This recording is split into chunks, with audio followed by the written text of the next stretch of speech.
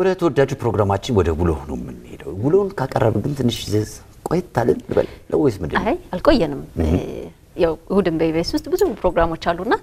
እያፈራረቀን በ3 ሳምንት በ2 ሳምንትም እያደረገን ተመልካቾቻችን መረጃም እንዲያገኙ ጨዋታው ቁም ነገሩም ሁሉም ነገር እንዳይቀርባቸው እያደረግን ነው ያዘገየነው አሁን ደግሞ እውነትን ነው ውሎን በጣም ብዙ ሰው ይጠብቀዋልና የማንን ውሎ የምን ውሎ እንደሚያስቃኘን ደግሞ አብረን ብናይ ነው የሚሻለው ዛሬ አብረን እንቆይ መልካም ውሎ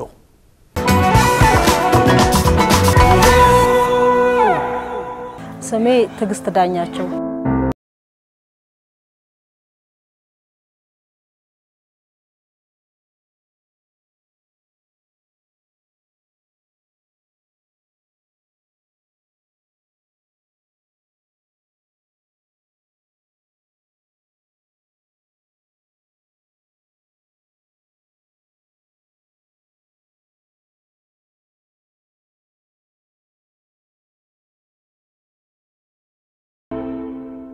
እኔ ባውን ሰዓት በታክሲ ስራ ላይ ነው የምሰራው ታክሲ ሰራለው ጧት ማታ ላይ ነው የምሰራው በብዛት ምክንያቱም በመሃል ፀሐይ በጣም ሲበረታ ሱቅ አለችኛ አነስተኛ የልጆች ልብስ ምናምን የሚሸጥባት ሱቅ እዛ እየሄድኩኝ አርፋለሁ ባለ ትዳር ነኝ የሁለት ልጆች የወንድ ልጆች የ10 አመት እና የ15 አመት ወንድ ልጆች አሉ ሁለት የራሴ ልጆች አሉ ሶስት ደግሞ በጣም ሞዳት እህቴ አለች ባውን ሰዓት እሷ በህይወት የለችም የሷ ልጆች አሉ እዚሁ ጎሮቤት ነን እኔው ጋር ነው በብዛት የሚጫወቱት የሚውሉት እነሱን ትምህርት ቤት አደርሳለሁ ሰብስቤ እነሱን አድርሼ አመጣለሁ እና ያው ከነሱ ጋር በቃ በፍቅር ነው የምንኖረው ወደዚህ ስራ የገባሁት እኔ የሚይዛት መኪና የእናቴ ናት የእናቴና የወንድሜ ናቸው እና ካሁን በፊት ያው ሹፌሮች ብዙም አስደሳች ስራ ስለማይሰሩላት ከዚህ ሰፈር ዘይደው እነሱ ሲበሳጩ ምን ሳይ ቆይ ለምን እኔ ያልይዘውም አንደኛም ቤታችን በጣም ሩቅ ስለሆነ ልጆቼንም እዛ ትምህርት ቤት ማድረስ ያይሆነኛል ብዬ ወደዚህ ስራ ውስጥ ገባው እና ያው ታክሲ ስለሆነ ታፔላው በዛው ታክሲ ስራ ጀመርኩኝ ከባድ ነገሮቹ ሲታይ ከተራ ይጀምራል ከተራ ላይ ማለት ያው በሴትነት ስትሰራ ያው ወንዶቹ ስራው ላይም ልምድ ስላላቸው ነው ያው በዚህ ስራ ላይ 3 አመት አረኩኝ ግን እነሱ ያው ቀድመው ይጭዳሉ ከተሳፋሪዎች ላይ ደግሞ ያለው ችግር 100 ብር ባንዴ ማለት ነው 3-400 ብር የሚሰጣል በአንድ ዙር ማለት ነው አንተ ሳትይ ነው ለስራ ወጥተህ በባዶ ነው ቢያንስ የተወሰነ ሳንቲም ዘመጨመራችን ነው ለሶስት ሰው ላይ ደዘርዝረናል እኛ እስከየት እናመጣለን እንግዲህ እኔ ሚቅርታ ከቤት ስለወጣው በባዶ ነው የወጣው ዝርዝር ካለ ተባበሩኝ ስትጋቢ ብትነግሪ ኖሮ እዛ ተራ ላይ ይዘረዝር ነበር እኛ ይሄንኑ ብለን ዛሬ ሰራነውን ብር ነገ ይዘን ነው የምንወጣው ዝርዝሩን ማለት ነው ዝርዝሩን አንዳንዴ እስከ 700 ብር ዝርዝር ብር ይዘን እንመጣለን ያም ሆኖ ግን አትችለውም በቃ አሁን የኛ ሰፈር የ3 ብርና የብር 50 መንገድ ነው ያለው እና በአብዛኛው ብር 50 መንገድ ላይ ነው እንደው 100 ብር የሚሰጡ እና እንደውም ዝርዝር አለ ብናም ብለው ጠይቀው ገብተው አይደለም ዝም ብለው ነው የሚሰጡ እና ወዲያው ነው መልሳቸውን እንኳን የሚጠይቁት ቆይ እስቲ ሰብስቤ እንዲስትላቸው ራሱ አንዳንድ ሰዎች ትግስት የላቸው በዚህ በጣም ችግር አለው ሰው ድርሻውን ቢያመጣ ጭቅጭቁም አይበረታም በቃ ያችን ብር 50 ይዞልን ቢመጣ አትጨቃጨቅም እንጂ ስራው ጥሩ ስራ ነው ሌላው በመጠጥ ነው በጣም ትንሽ ያመሸ ስትሄድ ወይ አመት ባልቀን ምናምን ካለ ደም ከሆነ ደግሞ በጣም ሰው ይጠጣል ከዛ በኋላ ደግሞ ካላሳፈርከኝ ይላል አሳፍረው ስትሄድ እዛው ውስጥ ሊያመው ይችላል ሊያስፈልስብ ይችላል ስለዚህ አልጭንም ስትለው ጭቅጭቅ ይፈጠራል ለምዶም አጭኝ ግብግብ ይፈጠራል እና በጣም እዚህ ላይ ችግር አለ አው ያለ ተራ ያው የደረሰ ይመስልህና ትጠራለህ የደረሰ መስሎ ማለት ነው ማዞሪያ ማርያም ማዞሪያ ማርያም ናችሁ ማርያም ናግባ ተራይ ነው ናግባ የዚህን ጊዜ ወይ ደግሞ አንዳንዴ ሹፌሮች ምሳሌ ይበሉ ሄደው ነው ስለዚህ እኔ ቀደም ነው የመጣሁት የኔ ነው ተራው ያንቺ አይደለም እዚህ ላይ ጭቅጭቅ ይፈጠራል በርህን ይዘጉባሃል ኧረ በእናትና ይፈልበት ዳጂምና ሞልቷል እኮ ዳጅ ገና ነው ተራሽ አንቺ እዛ ጋር ሞልቷል እኮ ዳጅ አይደለም ወንበር የለውም ትርፍ ነው እሱ የሚጠራው አንቺ ተራሽን ጠብቀሽ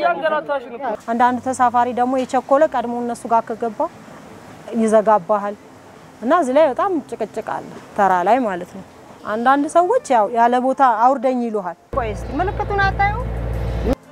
እና ቆይ እዚህ ጋር ክልክል ነው ጥግ ሊያዝ ስትላቸው ምንም ትግስት የላቸውም በቃ እናንተ ስትጭኑ ይሄንን አትሉ ስታወርዱ ነው ይሄንን የሚሰማችሁ አውርጂኝ ብዬሻለሁ አውርጂኝ ያመነጫጭቁሃል በቃ እና እንደዛ አይነት ችግሮች አሉ ስልክ የሚጠፋባቸው ሰዎች አሉ አንዳንዶቹ ራሳቸው ይዘውት ቆይተው ቦርሳቸው ውስጥ አድርገው ምናምን ይረሱታል እዛ ውስጥ ማድረጋቸውን ማለት ነው ከዛ ስልክ የጠፋ ብለው ይቀውጡናል እንደገና ሲፈለግ ወይ ወንበር ስል ወርቆ ይገኛል ወይ ቦርሳቸው ውስጥ ይገኛል አንዳንዱ ደግሞ ጥሎትም ሄዶ ማለት ነው አሳድረን ራሱ ምን መልስላቸው ሰዎች አሉ በዚህም ብዙ ነገር ሽልማት ብዙ ነገር የሰጡኝ ሰዎች አሉ አሳድረው በጣም ውድ የተባለ ስልክ ዳሽቦርድ ላይ አድርገው ወርደው ይሄዳሉ እና እኛ ደግሞ ያው እንትን ብለን እንሰጣቸዋለን ደውዬ እሰጣለሁ እንደዚህ አላስቀርም እና ግን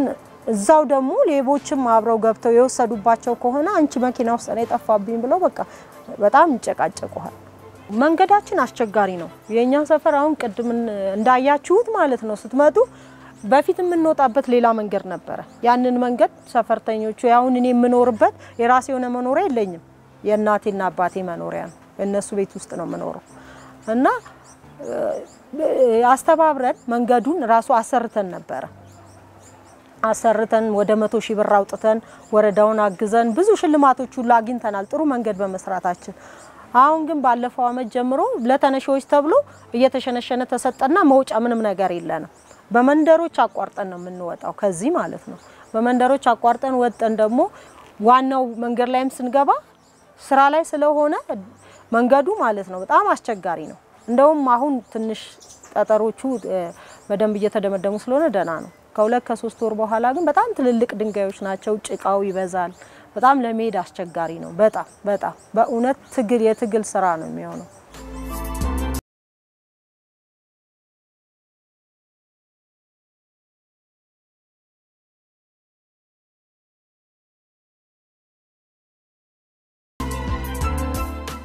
አንድ ቀን በጧት ነው ተራ ቦታ ሲሄድ 93 ማዞሪያ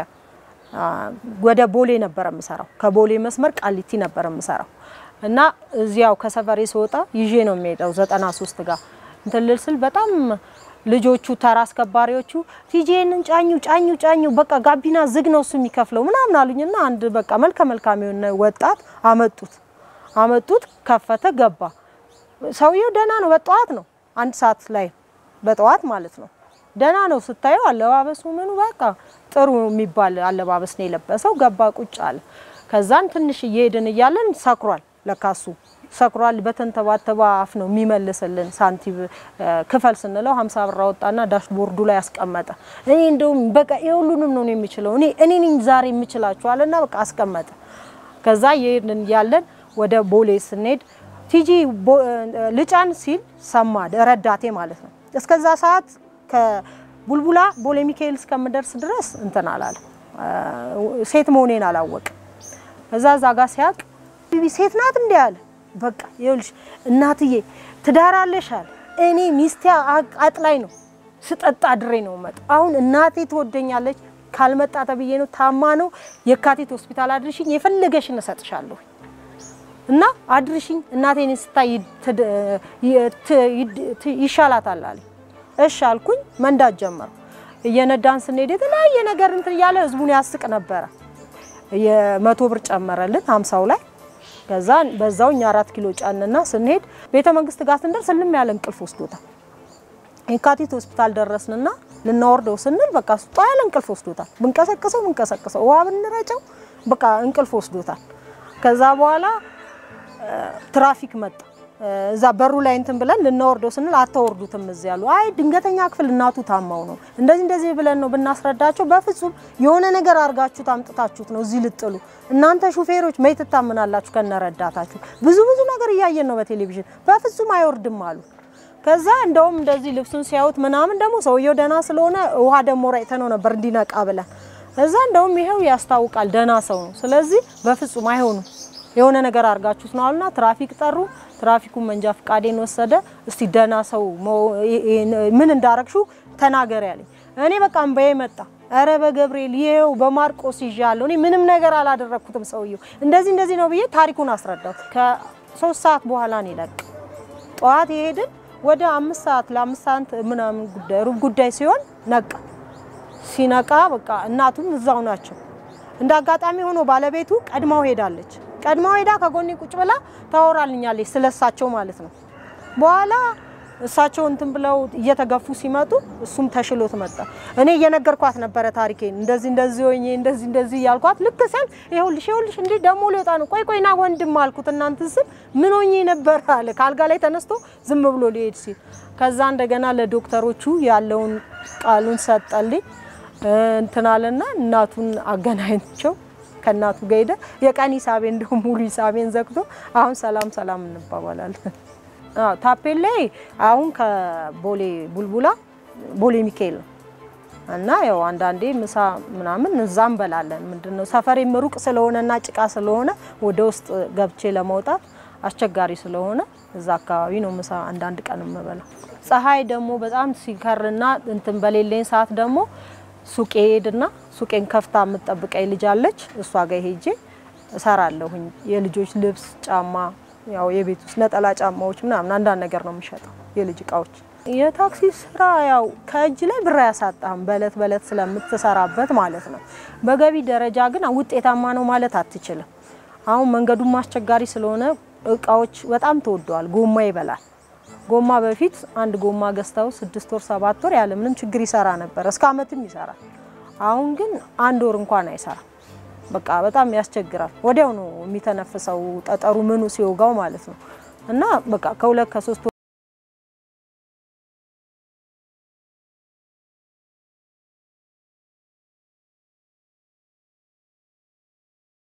ባለቤቴ ስላለ ባለቤቴ ነው ብዙውን ወጪ የሚሸፍነው። የቤት ክራይም እንዳልኩ ያው ኮንዶሚኒየም እንቆጥባለን። እናቴና አባቴ ቤት ስለምኖር አሁን እነሱ ስለሌሉ እዚህ እነሱ ቤት ስለምኖር የቤት ክራይ የለብኝም እና ያው ለልጆቻችን ትምህርት ቤት ከሱም ከኔም አድርገን እንሸፍናለን። እኔ ደግሞ የራሴን ትምህርት ቤት ሸፍናለሁ። የራሴን ምላቸውን የስልክ ወጪዎች አንዳንድ ማህበራዊ እነዚህ ሸፍኜ ነው የምኖር።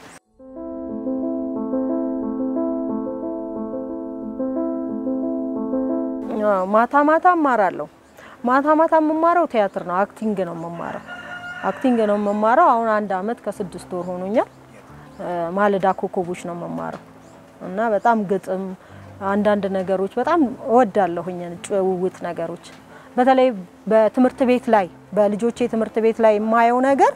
አንዳንዴ ፋሽን ሾው ብቻ ሲደጋገም ለምን እንደዚህ ጭውውት ግጥሞችን ለዛ ያላቸው ነገሮች ለወላጆች አቀርቡን ብዬ ስለማስብ ነው። አንድም በቃ ልጆቹ ላይ መስራት ስለምፈልግ ነው እዛ የገባው እና በዚህም በዘንድሮ አመት በልጆቼ ትምህርት ቤት ላይ ሰራ ነበር። በአንደኛው የልጄ ትምህርት ቤት በትልቁ ላይ እንደው ፍቅር ታደሰ ይባላል ውጤታማ ሆኜ ምስክር ወረቀት ሁሉ ተሸልሜያለሁ። ልጆቹም በጣም ጎበዝ እስከ 4 እስከ 5 ገልጽ ግጥሞችን ይችላሉ እና በጣም ጎበዝ ልጆች ሆነዋል እና እሰራለሁኝ። ማታ ደግሞ እኔ እዛ ማራለሁ። እኔም በጣም ብዙ ለውጥ አግኝቻለሁ።